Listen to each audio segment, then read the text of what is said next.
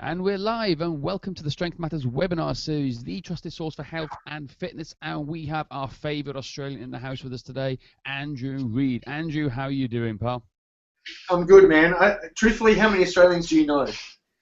One. Okay, well, I guess 1 out of 1's not bad. Well, I think it's spot And on. it'd be a problem if I wasn't your favourite, wouldn't it? It would totally be. Andrew, how you doing, man? What time of the day is it with you at the moment, and what's been going on in the world of Upside Down World? 8:20 p.m. What are we doing? Mostly we're looking at how disastrously bad our cricket team is. That's what we're doing. Well, that's a good point, actually. I haven't been watching any of the World Cup at the moment. What happened? I saw them lose to New Zealand the other day, which was a great game. What happened today? Uh, the, I think, look, Australia's got big problems, and this is, I think we've talked about this before. Michael Clarke with the hamstring is, he's borderline, and I've had a number of talks with some really high-level people, and we've all kind of got side bets going. I think it's not far from here, like where he is kind of injured and just coming back to never playing again. Oh. It is kind of pertinent to what we're going to talk about today anyway, but this idea that you're going to rush back from an injury and be back to elite performance, probably not. They rushed him back once and he went straight back out again. They've rushed him back again. He's kind of holding together, but he's not playing at his best. It's a massive shame because he's a great player. He's a great talented and great player. It's a real shame. Yeah, the guy who was filling in for him, Smith, was doing a good job, clearly, but, the players obviously want Michael Clarke, but, I think probably, you'll see flashes of form, but I don't think he'll be anything like he was, and he'll just be one of those guys now who always seems to be broken down. Yeah. Totally. Anyway, so moving quickly off to cricket and back into Formula One, which seems to be the topic today.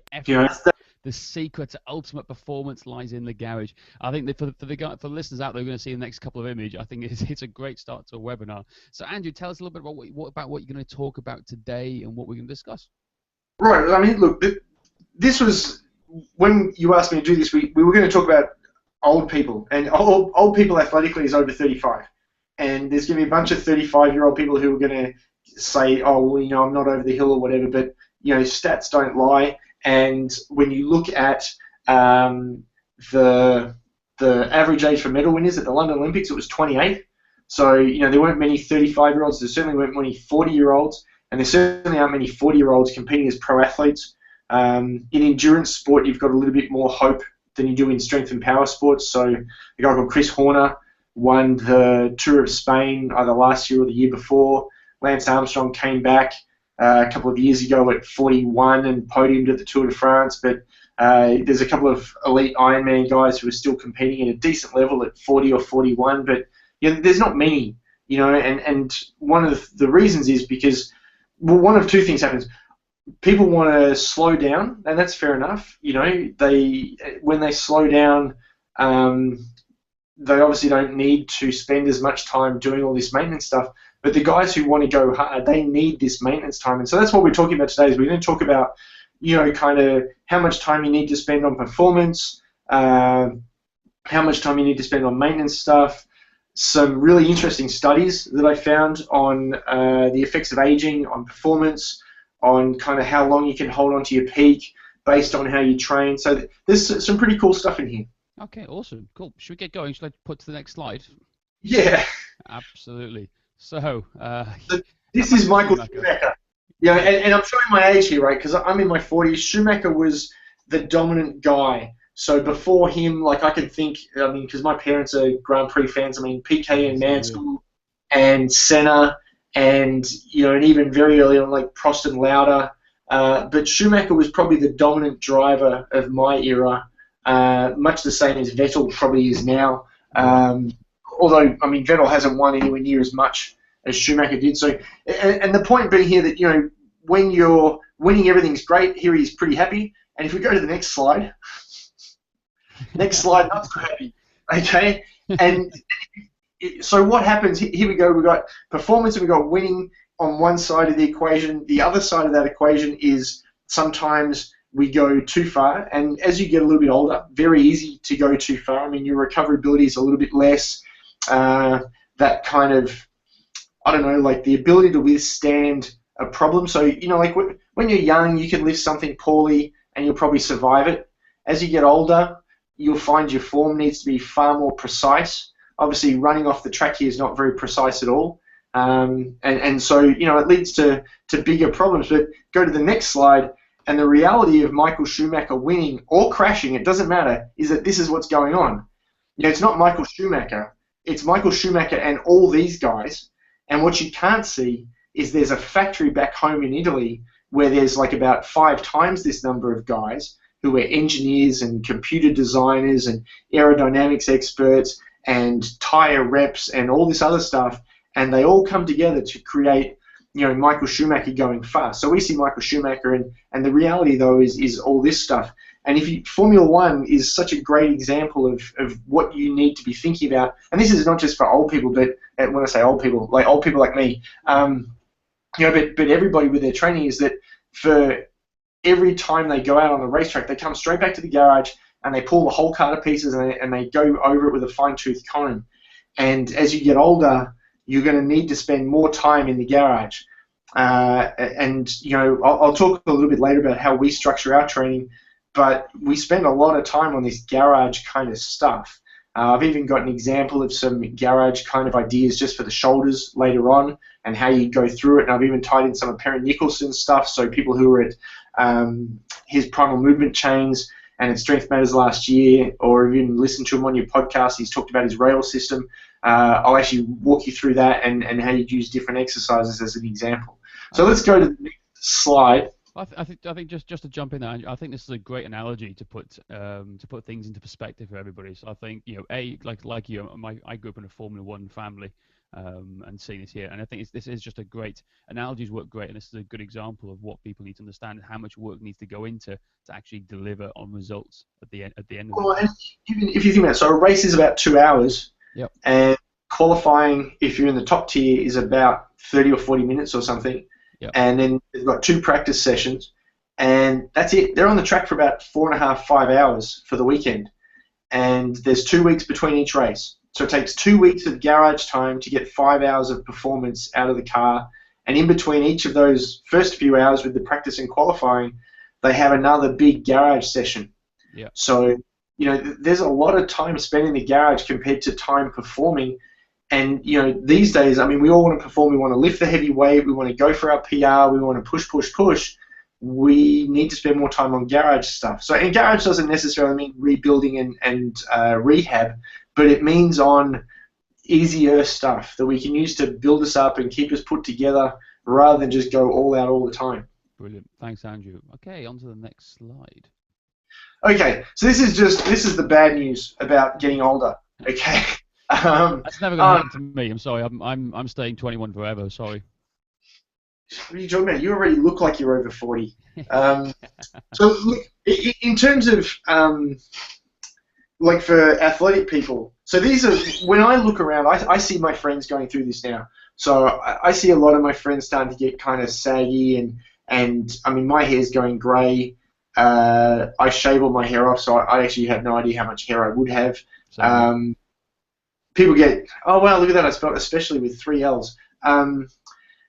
That's proofreading for you. Over the age of 50, you start to lose height in your spinal discs. So you can lose up to 2 inches, like by the time you're about 80 years old. So that's obviously a problem because then you've got less shock absorption in your spine. So some things are going to become a little bit problematic for you. Around the age of 55, you stop being able to hear sharp sounds. So you'll still hear deeper bass things, but that high-pitched stuff you tend to start losing. You lose close vision, so reading tends to go around the age of 50. Around the same age, if you're a woman, you start to have changes to menstrual cycle. Sleep and sleep quality starts to decrease over the age of 50. Bone minerals loss, so that's stuff that leads to osteoporosis, osteoarthritis, and your metabolic rate slows down. So basically, you're going to get saggy, grey, shorter, deaf, blind. You're going to be grumpy because you're not sleeping. You're going to be fragile, and you're going to be fat. That's what happens when you get old. That's the end of the webinar right there, Andrew. I think we scared everybody off right now. But okay, but now let's talk about. So I mean, athletically, there's other things we're worried about because we can actually look. We can't really change the skin elasticity thing. We can't change the grey hair. There's some stuff you can do about compression of joints. The hearing and vision stuff you can't really affect.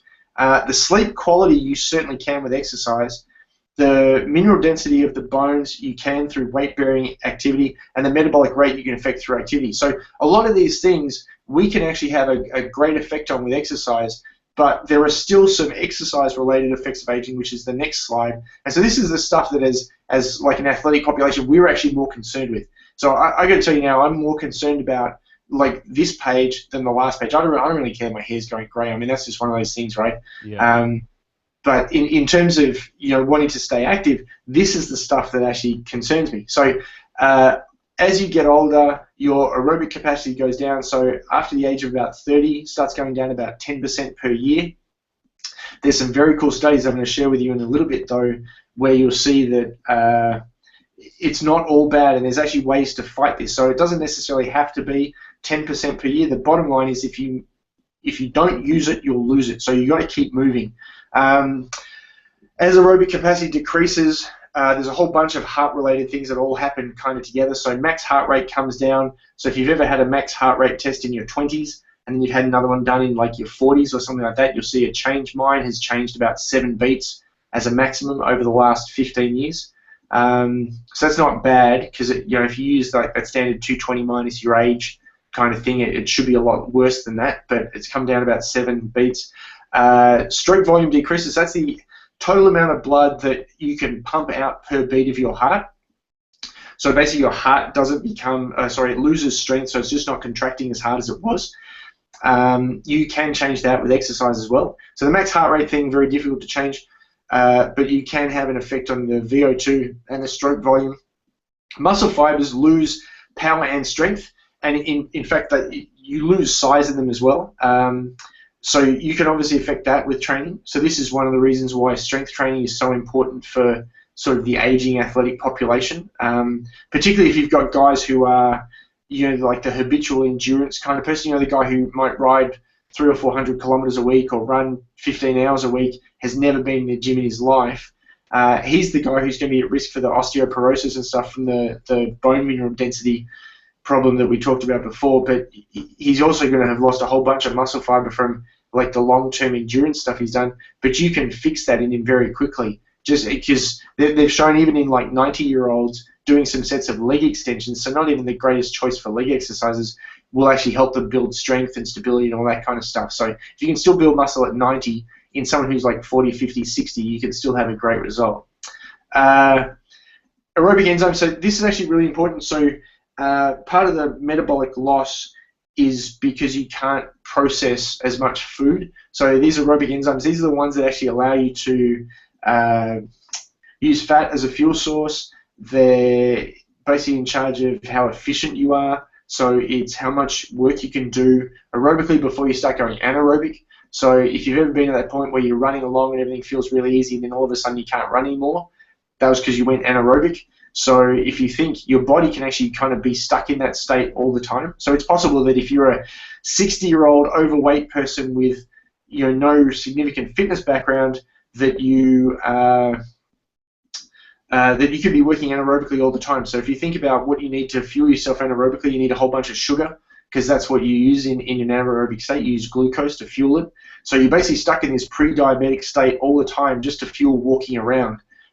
So this aerobic enzyme thing is actually really important. And then we've got a loss of blood volume. So that's kind of tied in with the VO2, the max heart rate, and the stroke volume stuff. Again, these are all things you can affect with exercise. And particularly, so the muscle fiber thing, that's very much a strength thing. But you'll see a lot of these things we actually we need to change with an aerobic training format. So it's interesting to me that the greatest thing you can do to stop yourself getting old is to move, and you'll see as we go through these next slides, there's a whole bunch of this that it says, and that actually if you keep moving, you kind of keep re-energizing the cells. It's really quite cool. So let's do the next slide. So this is a neat study. So this guy, Dill, he was at Harvard, and this is a 1936 study. The study goes over, it's actually 25 years. So he tested this guy Lash, who was a hot runner. So he had the world record in the 2 mile. He had a US record in the 10,000 meters. And when they tested him, his VO2 was 81.4. So to put that in perspective, Lance Armstrong was tested as like an 83 or an 85 or something. That was sort of when he was young. That was pre-drugs. Sort of top marathon runners will be in the mid to high 70s. You'll see some guys who are top cross-country skiers in the high 80s. So this 81.4 was probably one of the highest ever recorded at the time. And I mean, even now that's still a world-class number. So when they tested him again 20 years later, he dropped to 54.4. Now that sounds like it's a massive drop, but if you consider, so he's then in his 50s. There's meant to be like this 10% drop per year, so that's actually okay, right? Yeah. But significantly, if you look at the next line, the other guys who are in the study, so there was 16 people in this study. The other 15 had all stopped racing. None of them ran anymore, and they all dropped down 43%. So, he had a 27% drop, which is 2.7% per year. These guys dropped nearly double over the same period of time. So 4.3% per year change in fitness. Basically, if you stop running over such a long, or if you stop exercising over such a long period of time, you end up basically the same as someone who'd never run in the first place. So these other people who were tested were all hot runners at the time as well, and 20 years later, all of a sudden were as if they'd never done any exercise. Wow. So again, we go back to this, hey guys, I mean, you want to stay active later in life, you've got to keep moving. And it doesn't necessarily mean that you're going to go and run a marathon or anything like that, but you've got to keep moving because otherwise you have this massive, significant drop in fitness. But if you stay active, and so this guy Lash, and running was different back then. So Roger Bannister, when he broke the 4-minute mile, this was around the same time. I think that was like the mid-40s when he broke the 4-minute mile. He was only training 5 days a week, and he's running only like 45 to 60 minutes at a time, which is kind of a pedestrian amount compared to what top runners now would do. This Lash guy was still running 4 or 5 days a week for about 45 minutes at a time. So, I mean, he really wasn't doing a huge amount. If you think of that in terms of training, we're talking, so 1936, he was a college student, so he would have been in his 20s. And then 20 years later, he would have been in his mid-40s, like 44, 45, and still running 5 days a week for 45 minutes at a time. That's not actually a huge amount of activity. But you can see what a great result it is compared to the guys who didn't do anything at all. So, if you've got clients who are starting to get into this age group, you've got to convince them to keep moving. And it's actually not the strength stuff; it's the moving stuff. So otherwise, because this fitness thing, if your VO2 essentially drops to such a low point, you basically cease to be able to breathe. So it is possible. So based on this kind of mathematical progression they've got for the way VO2 changes, they estimate you should be able to live to about 130 to the point where VO2 drops to the point where you can no longer just sort of wake up and keep breathing. Yeah, but given your joints are only meant to last 110 years, you probably don't need to last to 130 anyway. So, the problem may not be actually one of getting old. The problem may be one of stopping moving. And there's some cool stuff. I don't understand. I'm going to talk about it a little bit later, but when you see actually kind of what happens within the body when you keep moving, it's really cool. So you can actually maintain your youth by moving as much as possible. So let's do the next slide. Well, that's pretty interesting to know. And obviously, with a lot of talk at the moment, with people saying moving, nothing's been defined clearly as what moving is. Almost as far as I'm concerned, it just means even walking every day. Yeah. Well, exactly. And so if you look at this, so the big thing at the moment is sitting, right? Everyone says like sitting is our generation smoking, and it's terrible, and it's doing all these different things. So these are the biggest things that come with sitting. Obviously, moving, we know moving can fix all these things, right? Because exercise will fix all of these problems. So weight gain, yeah, if you move, you won't gain as much weight. Cancer, somehow sitting increases your risk of cancer. I don't understand how. Clearly, because your heart doesn't work very well, your blood pressure and heart disease and all this kind of stuff that goes with it. But moving fixes all that. So, if you think about kind of our some of these metabolic problems we've got from getting older, so the metabolism slows down, so we're more likely to gain weight. We've got some heart stuff in terms of stroke volume and cardiac output and blood volume and stuff. So, you know, everything kind of has to be under a little bit more pressure to keep working. You know, you can see how the weight gain comes with it. The sitting is there as a cause of it, because obviously the more years you've spent in the workforce, the more likely you are to have these problems, because, you know, you've just accumulated more time sitting. So, you know, the goal is you've got to get out and you've got to move to reverse the effects of this. Interestingly, one of the things I read while I was researching some of this for today said that no amount of exercise can actually fix the amount of sitting we do.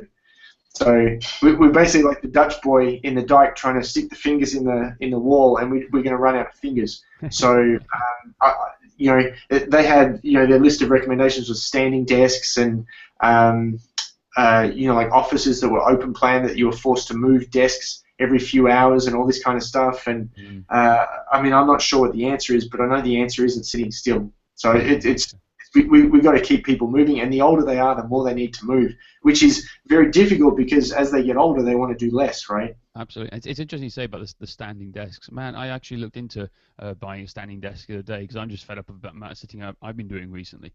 Man, those things, they charge a fortune. It's like a new fashion accessory at the moment. It's like £1,000 versus any bog standard standing desk. I was looking at that going, these people are just trying to make well, I don't quite know. I was furious, to be honest with you. Maybe that's my little rant over for that.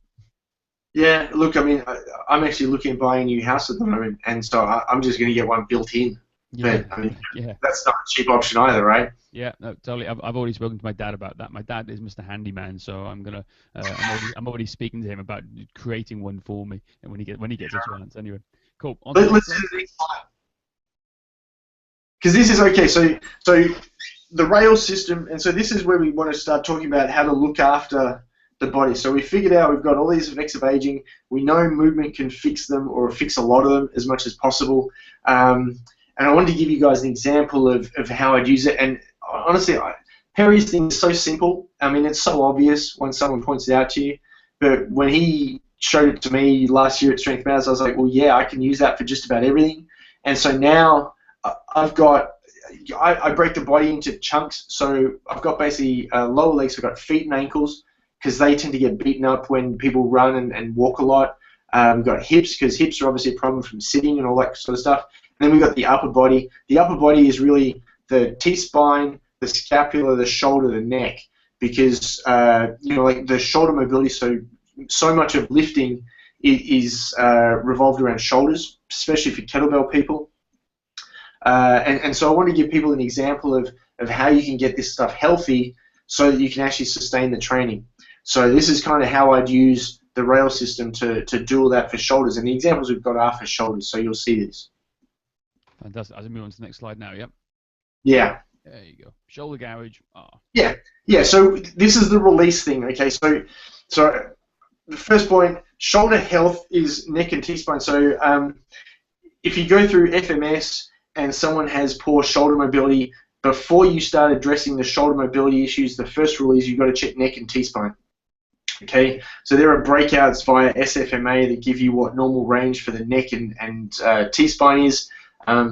They've got cervical flexion, extension, and rotation both sides, and they've got multi-segmental flexion, extension of the spine. So there's ways to check very easily what normal is. In fact, you know what? Normal for neck flexion is chin to clavicle. For rotation, should be chin in line with collarbone on either side. You don't have to drop it down to your collarbone, but your chin should actually line up with the collarbone. And when you tip your head back, your jaw should pretty much get parallel to the floor. It won't be exact, but it should be pretty close. You should also see that the neck doesn't hinge in just one spot. So it should actually be a uniform curve. You've got multiple cervical vertebrae there. It shouldn't just hinge in one spot, which is what happens to most of us because we have that kind of head forward, turtle, I sit at a desk too long posture. But you should see, for instance, when they lean back, you should see multiple folds in the neck from where the skin bunches up between as the neck folds. If you just see one fold, the head's just hinged back on one spot. For the T-spine, basically if you can touch your toes and have a uniform curve to your back, that's normal.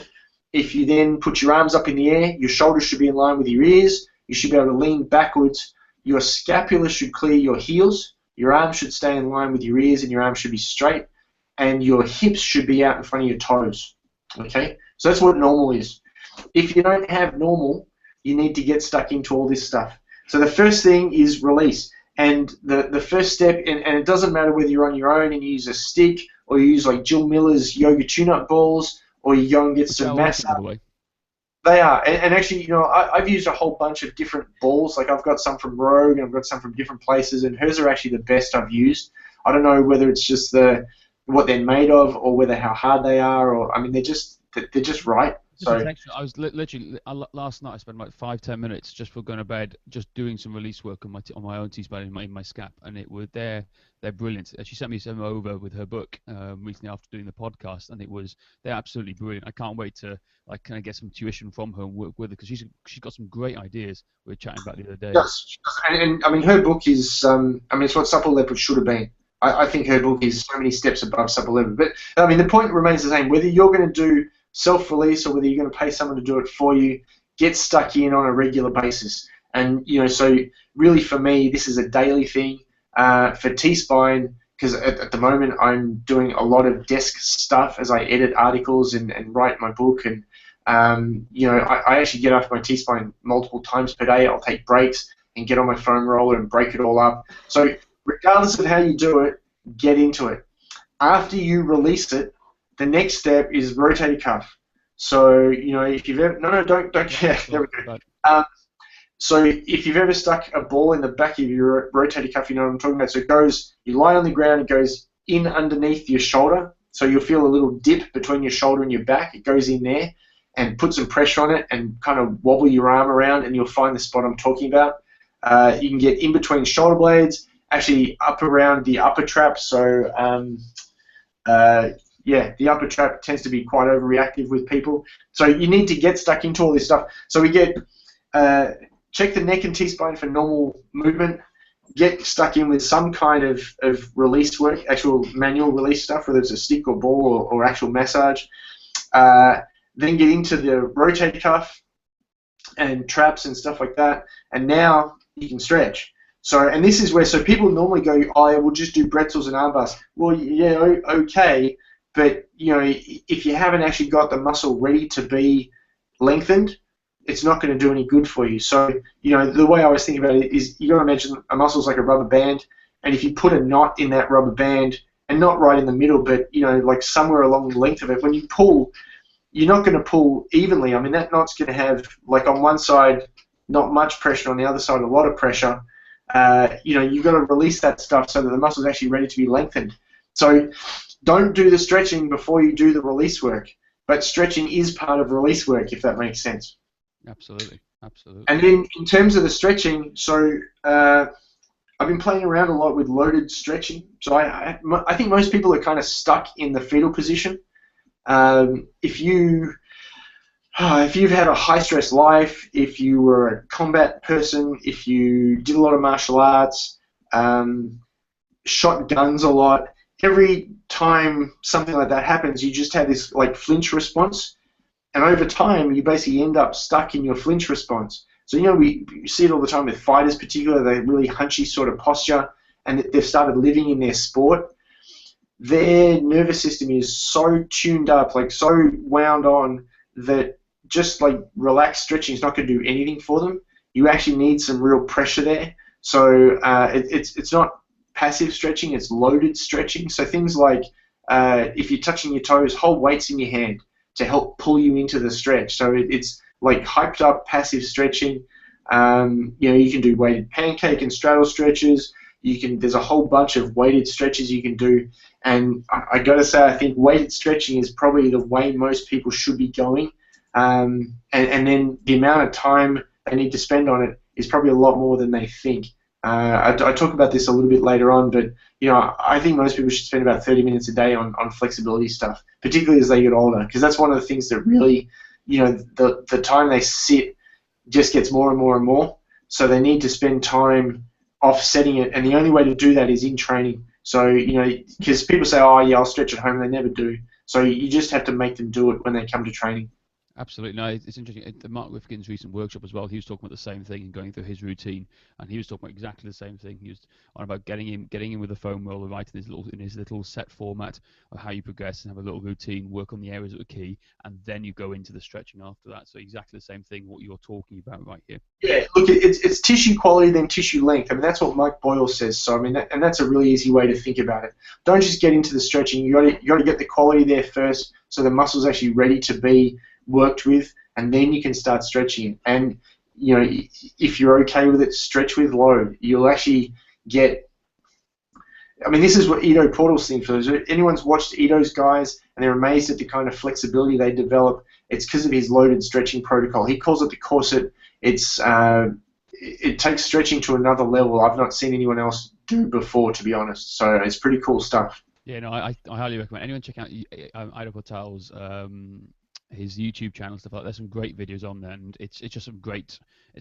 I've implemented so many stuff from his things, simple giveaway stuff. So please check it out, idoportal.com or his YouTube channel. I think it's youtube.com/Ido Portal. So definitely worth checking out. All right, so let's look at Activate. Boom.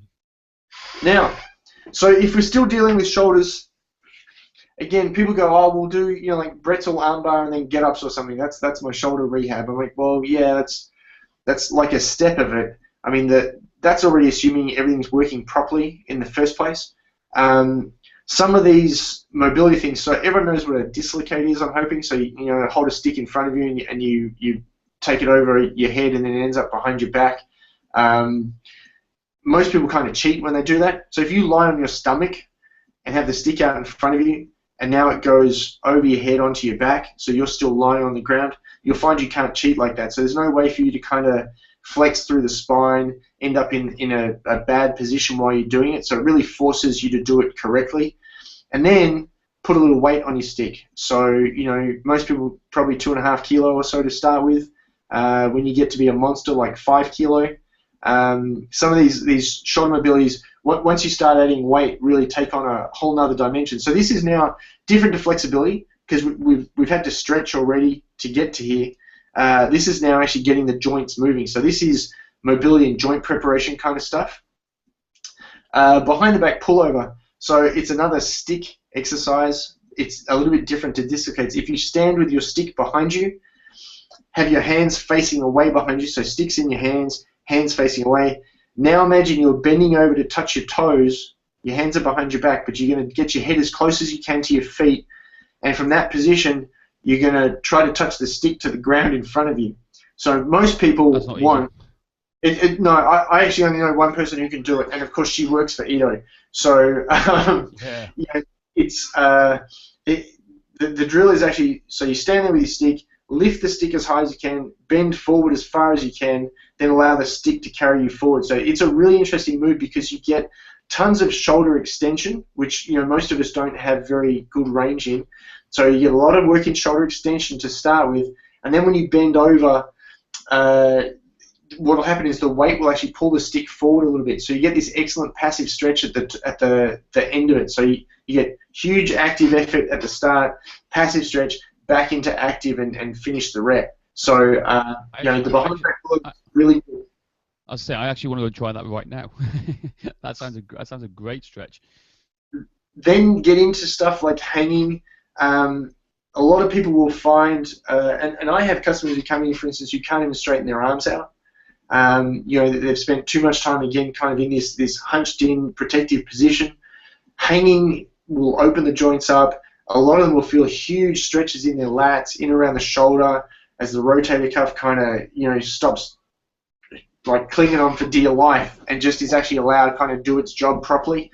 So the hanging stuff starts to develop the body in the way it should. So if you look at the line you have when you hang, it should be a perfect overhead press position. So for the kettlebell people who know what overhead pressing really should look like, that very strict position with, you know, flat ribs and tummy in line with the ribs, not where you're hyperextended and your butt's hanging out behind you. That's what your hanging position should be like. If you watch most people, that's not what their hanging position looks like. So their arms will be just pulled slightly in front of their head, their body will come down, their hips will be broken, and you'll actually see there's a bend at the knee as well. So the body's trying to hang in a straight line, but it's actually so stiff that even just passively hanging, it still can't get in a straight line because they're so stiff through their lats and through their hip flexors and everything. So hanging's the next step. Then you get to something like a German hang.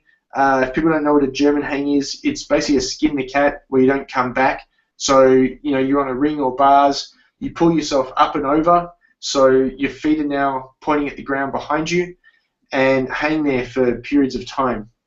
So excellent upper body, shoulder stretch. And this is all this is. So we're just getting the muscles around the shoulder working properly. Then we get into things like front bodyline drills is lying on the ground with a stick in front of you, unweighted stick. It's basically a handstand lying on the ground. So you pick your stick up and hold it off the ground while the rest of you is in a hollow position face down on the ground. So again, really good to get shoulder position, get the muscles in the upper back and the rotator cuff working properly to allow you to do stuff overhead. Then you can get into things like Ys and Ts, and Cuban rotation is, if people know what a Cuban press is basically a very wide grip. It's a snatch grip, upright row, and then turns into a snatch. The Cuban rotation is basically a double arm external rotation done with a bar. So it's a big upright row, and then you rotate the bar so it ends up above your head. So if you know what external rotation work looks like, you'll understand what I'm saying. Got you. Absolutely. But all this stuff just to get the shoulders working properly. So now we've done activate, we do integrate. Integrate is what everybody already knows. I don't need to go through this with people. This is pressing and pull-ups, this is rows, this is push-ups, this is dips, this is everything you would normally do in a normal strength and conditioning setting. But the process should be, we do the release work, we do the activation work, we do some of this stuff, and then we go straight to the next step, and the next step is locomotion. So if you would look at James. Sorry, it was delayed my end. Sorry, mate. The next step would normally be walking, or running, because we want to tie things back to our gait pattern as much as possible. I mean, this thing about movement, the more you can get people moving, the better it's going to be. But because we're using shoulders in this case, you'd either use crawling or you'd use some kind of brachiation thing, like monkey bar work would be perfect here if you had someone who was capable of doing it and you're actually really going after their shoulders. If you're looking for other ideas for crawling, check out Edo, check out MoveNat, Gold Medal Bodies, Ground Force Method. There's a whole bunch of good people around now. Original Strength is another one. So there's a bunch of good resources now for ground-based locomotion. If it's anything lower body, I'd use walking or running. I wouldn't use crawling. I'd go straight for a much more complex pattern, which is the upright stuff. Got you. Totally. Yeah. Now let's have a talk about kind of how we put this together. The good old 80-20 rule. 80-20 rule. You know what? It's just easy to remember. Okay, so I mean, it's the Pareto principle. There's a book on running called 80-20 Running. It's just really easy to understand. So it doesn't say never go hard. It says go hard sometimes. It doesn't matter if it's like 79-21 or 82-18 or anything like that. I mean, you don't tie yourself in knots trying to do that. But what it basically says is cut out the middle ground. Okay, so do more of your training at 70% or below and do a little bit of your training at very high intensity. Don't spend, because most people honestly are probably something like 50-50 for easy and hard. Some people are more like 10-90 for easy and hard. So, you're actually better off doing more easier stuff, because one of the things they know about exercise is that consistency trumps just about everything. So, I mean, some of the fitness changes like VO2, blood volume, things like that are actually changed within 24 hours. So, if you're trying to keep someone as able as possible, they're actually better with more sessions rather than harder and infrequent sessions. So, that kind of high intensity stuff where you only got to come in and work twice a week, that's bullshit. For an older person, and again, if you're dealing with older people, they're going to have blood pressure and heart problems most likely.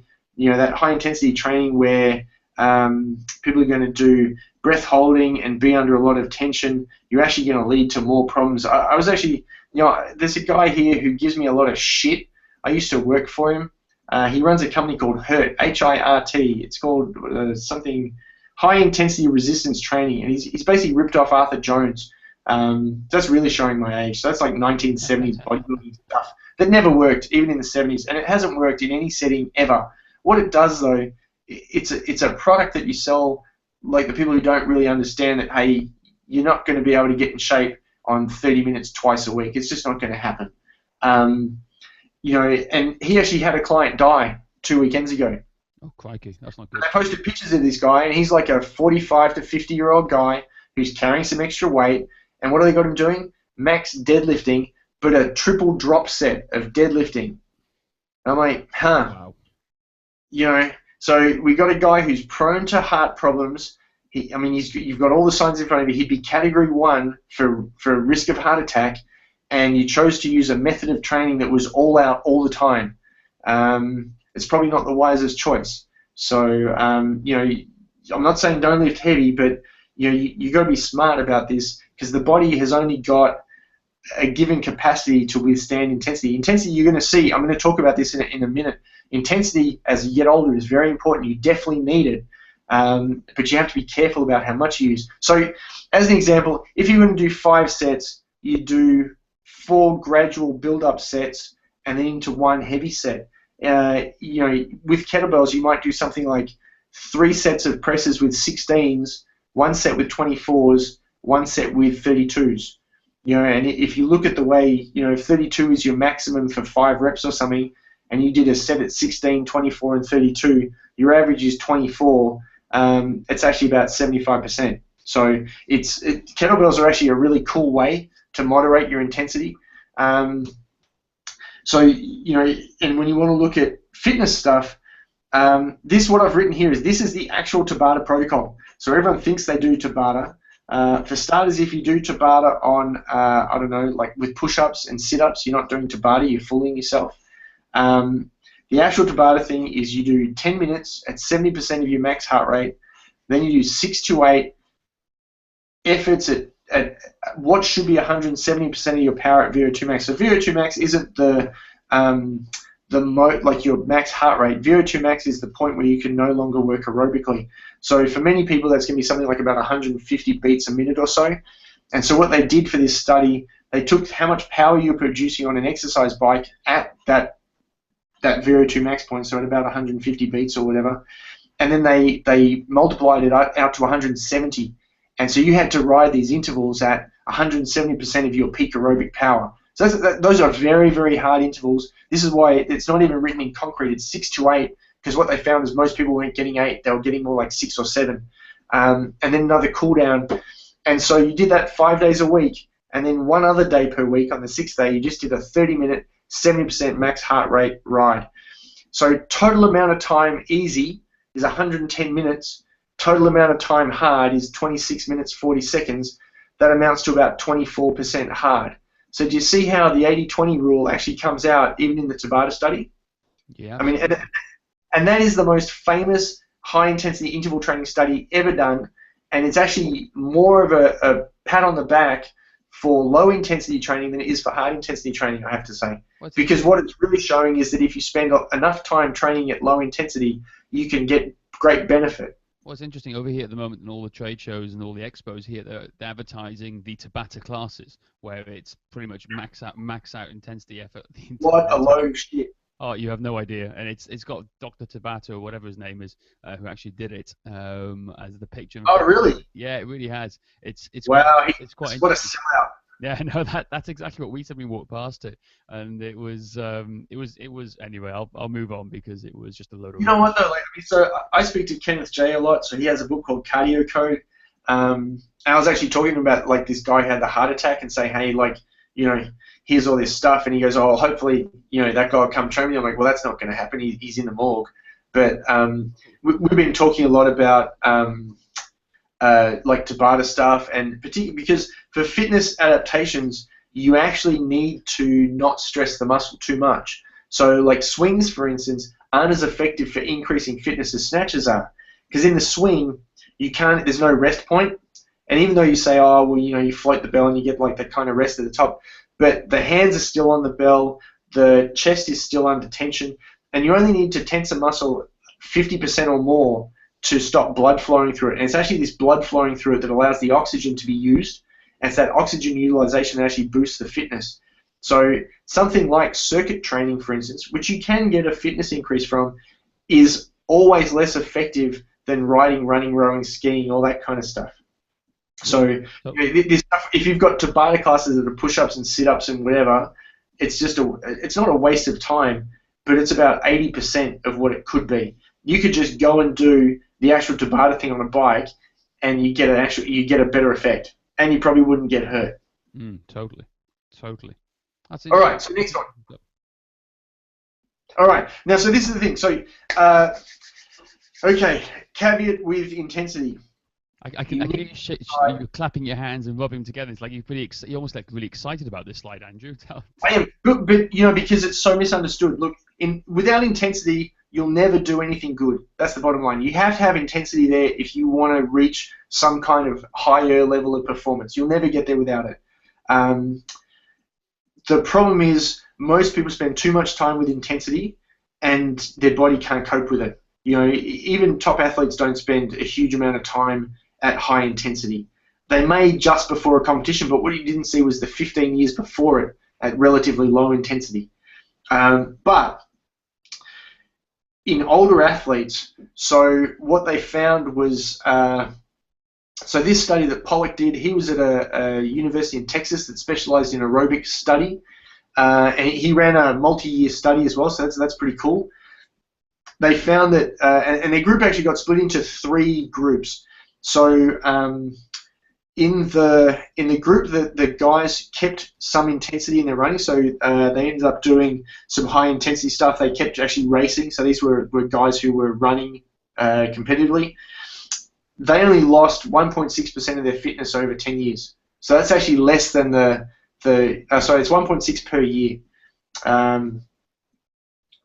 No, it's 1.6 total. Sorry. In the moderate group, they lost 12%. So these are guys who were still running, but not running as hard. They dropped their volume a bit. They actually stopped doing a lot of the intensity. 12%. The next group, so this is really interesting. Over the next 10 years, so this is now from period 11 to 20 years, the intensity guys dropped 1.5% per year, so lost 15% over 10 years. The other group, which is the low or no intensity group, because they actually lost 34% of their fitness. So, even if you keep doing gentle exercise, you're still going to lose fitness. You have to keep some intensity in there if you plan to keep your fitness. And because the fitness is a driver of the blood volume and the stroke volume and all that kind of stuff, it's actually the intensity that's going to give you all that adaptation. So you have to keep some intensity in there. You can't just go down the path of, well, I'll just do some gentle stuff and like water aerobics and stuff like that. I mean, you actually have to keep pushing, and this is regardless of the age group as you go along. If you don't do it, you're going to be in this 34% group rather than one of these like 15% groups. So the choice is yours. The problem though is, well, how much intensity? So, if you think about 1 in 5 sessions should be really hard, 1 in 5 sets should be really hard. If you're going for a run at 20 minutes, 4 minutes would be really hard. So you still are going to have this exposure to hard.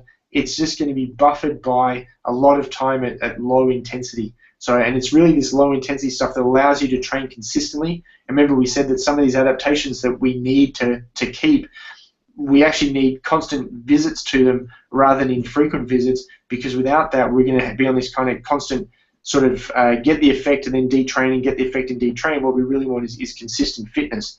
So if we go to the next slide. Hang on, my computer's just crashed. Bear with me. What's going on? Don't you have a master's in this? Yeah, apparently I do. Here we go. It's now coming back up. I think it's just a slow speed from Australia impacting the effects over here in the UK. Did you just go forward 1 or 2? I went through. I was intensity. That's rule of 3. There we go. Okay, so these are this is all. When I write programs, these are the only 3 things I focus on. All right.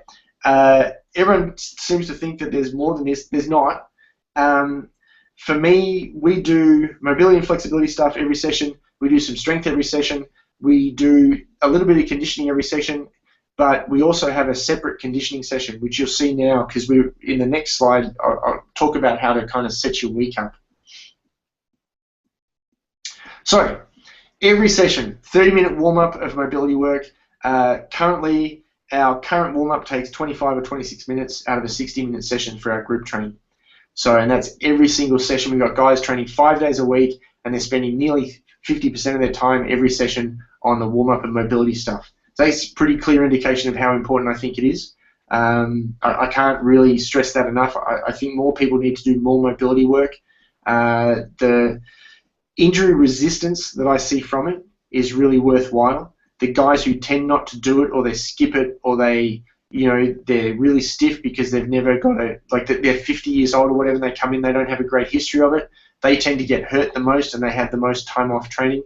So really need to push that. I wish more people would do more of it.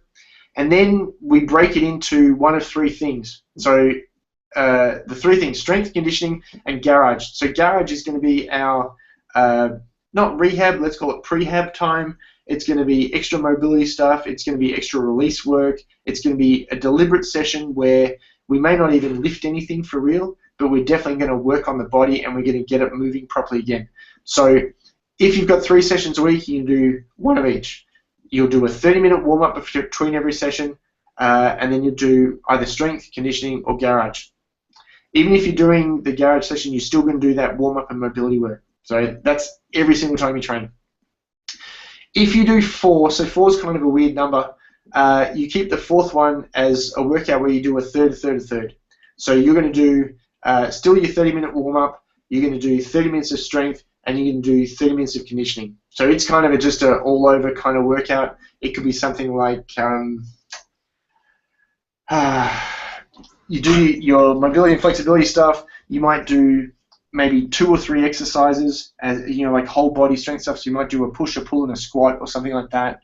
And you could just do like 10 minutes of each of one of those. And then you go away and you do like 30 minutes of cardio. You could do like one of those Tabata kind of sessions. So that's what that session might look like. So it's just a good general session to have. If you do 5, you still do the 3 strength, conditioning, or garage. You then pick 1 extra. So whatever your focus is. So let's say you want to boost your strength and you're trying to work on your squat. You do 1 extra one. So it's basically doing 4 plus having 1 extra focus, if that makes sense. Yeah, does that make sense? It makes total sense. So we've still got our basic 3 block. Then we add the 4th one, and if we go to 5, then we put an extra strength one in. The way you'd structure that though would be, I'd go, for instance, strength, conditioning, garage, and then I'd do strength, and then the 30-30-30 session. Okay. So tend to want to end the week with an easier session, and I find if you're doing multiple strength sessions in a week, you want to spread them out as much as possible. If you do 6, you just split it evenly. So strength, conditioning, garage, and repeat. Very, very good way to train. Very sustainable. That's what I was looking for. So it doesn't burn you out. This is Jim Jones, by the way. I mean, this is their basic foundation training. So you do a strength and conditioning. They actually have another day that they call what they call garage, and then they do endurance as well. They've actually got 4 basic days that you use, and so in a given month you can hit them all. If you train 6 days a week, you get 24 workouts. You can hit each 6 times in a month, and you just spread them out evenly over the month. So very good way to train, very sustainable, allows you to get a lot of work done over a long period of time without burning out, without getting hurt. So it's easy strength kind of in its idea, but it goes into a little bit more depth in terms of what you can do in each session. So if we go to the next slide. I think that's a good outline and a good. Yeah. Well, here's where we start to get a little bit serious though. So you get someone like me who's a little bit demented, and they're in their 40s and they still want to train a lot. And the rest. Yeah. Well, this is I train more than 10 times a week, but this is just a good example. So 10 sessions. We've got 6 days a week of strength stuff every morning. So the way I structure this, I do upper body one day, lower body the next, And as you can see on workout 3 and 6, I do, and I'm making air quotes, you can't see me, but I'm making air quotes of an easy workout of like swings and get-ups, some carries, some ab work. So it's still strength, but it's not, like I'm not really killing myself in that workout, so it's sort of strength. It's not really garage though. But every session got 30 minutes of mobility. I've got 30 minutes of strength. I've got a 30-minute Tabata session. So my Tabata sessions that I'm doing now, I do a 20-minute 70% ride first, then the 20-10s, and then the cool down. So I've just bumped an extra 10 minutes of easy stuff into every single session. In the evenings, so 4 days a week, I just do 20 or 30-minute easy run, and don't run hard at all, and then finish with 30 minutes of garage time and mobility work. So in every given day, if you add it up, I do an hour of mobility work, I do about an hour of fitness work, and do about half an hour of strength. So, and total hard time, so I've got 30 minutes of strength, I've got 4 minutes of hard Tabata time, I've got 34 minutes of hard out of 2.5 hours. That's pretty close to 20%. So, when I started training that way, I never, I didn't set it up and work it out by the minute or by the hour or anything, but when I was writing all this today, it actually made me realize that I've just naturally ended up there, and it's actually really sustainable even at my advanced age. Your advanced age. My advanced age. And then if you're really crazy, for bonus points on the weekend, get out and go long. Go do something for 2 to 4 hours. As I said, I haven't really got this bit fully in my head yet, but they've done studies with mice, and so humans and mice, we're not really the same. But the good thing about mice is you can watch adaptations happen very quickly because their life cycle is pretty short. They got a group of mice, and they made one group of mice basically sit still, and they got another group of mice, and they made them run the equivalent of a 10K run every day. I don't know how you measure that out on a mouse treadmill, but they figured it out. And they said it was actually the equivalent of a human running 50 to 55-minute 10K every day. Wow. So, so that's a 6-mile run for people who are non-metric minded. And the sedentary group of mice were already showing signs of aging at 8 months. Now, a mouse normally lives to 4 years. At 12 months, they were all dead. The other mice, on the other hand, just looked like normal mice should. They were healthy and young looking and all that kind of stuff. And one of the signs of aging is there's some chemicals they can measure in the cells and stuff like that, and they actually show that the rate of replenishment of some of this stuff can be up to 30% greater in the mice that exercise. So part of me, and it's a great leap of faith about taking it to humankind, and obviously they haven't figured it out because the human DNA is different, but if you exercise a lot and you look around at 40, 50, 60, and you look at your friends and the rest of society, they don't look the same as you. Everyone really looks different. I mean, my brother is 3 years older than me, and he is not into exercise at all. And pictures of us side by side, he looks like he could be my uncle.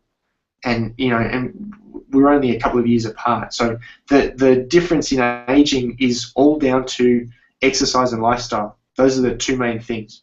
So I haven't actually put this down at all because I didn't want to talk about diet too much. I think diet is kind of a minefield.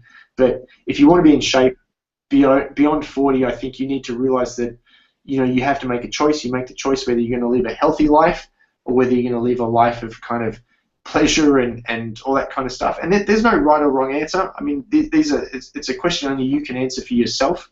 For me, I kind of like having a certain amount of body fat. I like being a certain level of strength, having a certain level of fitness, and that means that some things had to go. So the amount of junk food I eat is very minimal. Last time I had chocolate, probably a couple of weeks ago. I don't drink. That's not as a lifestyle thing. I just decided I didn't want to drink anymore. That was 3 years ago, and the amount of crap has to go, and I think that comes into the rest of your life as well. So the amount of TV I want to watch goes. The amount of sitting down I do voluntarily goes. All these things, and that's the difference in the end between the people who age the most, in my eyes, and the people who look the best are the ones who stay active, the ones who eat healthy, the ones who still try to get as much sleep as they can, which is difficult with kids and work and all that kind of stuff. But you make these decisions, and that's the bottom line for staying in shape. I think we've got one or two more slides. What number are we up to? That's the last one, mate. Oh, that's the last one. Oh, there you go. But the staying in shape as you get older, it's going back to the 60s. Doctors suggested that if you're over 40, you probably shouldn't tire yourself out. You should sit down and take it easy. England had Redgrave, the rower. I mean, he won an Olympic gold medal in his 40s. There's a number of high-level guys. I mean, Michael Jordan was still able to play pretty decent basketball on his comeback. There's been, like I said, like Lance Armstrong, a couple of these other Ironman guys like Craig Alexander, Chris McCormack have done well in their 40s. Randy Couture in MMA. I mean, there have been high-level performers in their 40s. The difference has been that they just, kept at it. And, the most important part about keeping at it, like I remember watching a thing with Randy leading up to, one of his UFC title defenses. I think he was like 41 at the time. And, they had that UFC All Access thing, and he was at a trampoline park. And they said to him, like, what are you doing here? He said, well, when you look at the forces on the body in trampolining, you get like 4 to 5 times the force on the body with none of the stress on the joints. So for me, I can do plyometrics on the trampolines and not hurt myself. I mean, he kept training. He just found a way to moderate it so that he could keep going. And that's the bottom line for us as we get older is you have to stay active. Most of the effects of aging, particularly the exercise-related ones, are offset to a degree by staying active. I mean, you can see that, like that study with Dill and the one with Pollock, if you manage to stay active over a period of time, the drop is very minimal. I mean, there is obviously going to be a drop with aging, but compared to someone who's sedentary or who does just kind of like a froofy sort of workout, the drop is so minimal compared to them. So, there's no secret bullet, unfortunately. And I think as you get older, though, the key is consistency. And Riff probably talked about it as well, did he? Yeah, absolutely. He said literally the number one rule, just show up. And so this body maintenance stuff, this time in the garage, everyone thinks the F1 thing is so glamorous, and you see the race, and at the finish line it's all fantastic, and you have grid girls. They don't see all the hard work for the 2 weeks leading up to it in the garage. So you want to be active, that's great, but spend time in the garage. And it doesn't mean don't go out and lift heavy. It doesn't mean don't go out and try to perform. But you've got to spend the time in the garage so that you can have those performances. Absolutely. Andrew, I just want to say a big thank you for taking the time out to share with us this insight today and doing the work on here. It's great as ever. But we've got one question. Oh, no. I thought it was going to be one question coming in from Chrissy Kirby, but nope, she hasn't said anything at all. She said she might have thoughts about something, but she can't think of anything. So, Chrissy, thanks for that wasted bit of time there, right there and then. Anyway, now, Andrew, thanks so much for jumping on with us today. Really appreciate your insights and thoughts as ever. I'm sure we'll get you back on the webinar series at some point. As ever, you can be found in the Strength Matters magazine. There's a podcast we've done with you there as well. But for those who've come across you for the first time today, where can they find out more information about you personally and where you work and where you train? There's an Andrew Reid Facebook page, which is like one of those author-athlete kind of pages.